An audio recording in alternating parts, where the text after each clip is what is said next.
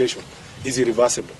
They know that there is very little that can be done between now and 2027 to reverse the fortunes of this regime.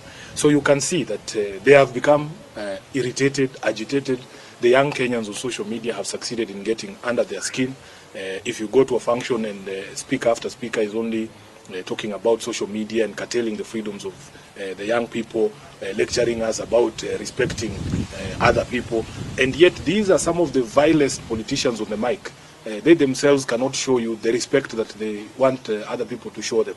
So for me, it is the clearest indication, and I want Kenyans to take confidence in the strength of our constitution to defend itself. Nobody can stand somewhere and tell us they will manufacture another president for 24 years. It will not happen. Honorable Kamket should be told. It will not happen. This is not 1980. This is not the generation that they used to sell fear to. The Kenyan of today is a Kenyan who understands the constitution, their rights. They know for a fact that you cannot impose yourself on Kenyans. I am telling you, the only way for any elected leader to win re-election is to do the things you promise to do for Kenyans, is to make the lives of Kenyans better. Now that they understand that it is going to be impossible for them to deliver on any of the promises that would make Kenyans look at them favorably, they are now openly threatening to violate the constitution and the rights of Kenyans and to try and force themselves upon the people. As a person who was in the campaigns in 2022, when we were being backed by a sitting president, these are not strange pronouncements. They are very familiar, because there are people in our camp who used to speak the way Kina Kamketa speaking and telling the country, oh, hii kitu imeenda, oh, there's nothing you can do, tutanyorosha wewe, hatuwezi kuachia mwizi. But I'm telling you, with the sort of anger that Kenyans have, the day a Kenyan is given a ballot paper like this, once he crosses against your name and puts it in the ballot box, that's the end of the day.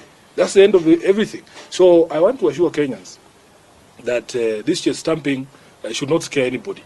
Just come out and express yourself. Speak, because these constitutional freedoms that we enjoy, they were very hard fought. They were fought for by blood and sweat.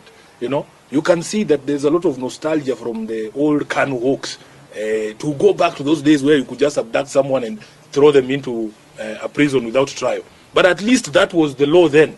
It was legal. There was a law that backed that detention without trial.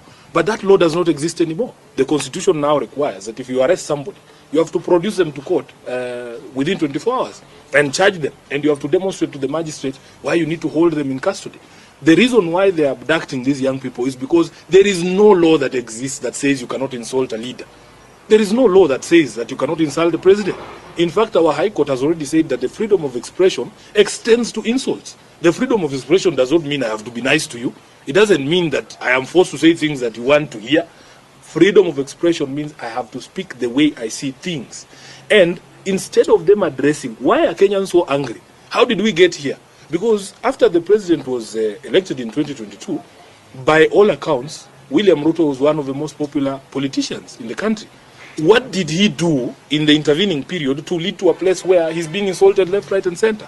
Instead of addressing those questions, the cause, they are addressing the symptoms. And I can tell you, for as long as your policies and the actions of your government continue to make life more difficult for Kenyans, for as long as you don't demonstrate respect for the people, for as long as your court jesters, the ones you are talking about, are speaking to Kenyans in the way that they are speaking to them, then nobody's going to respect you.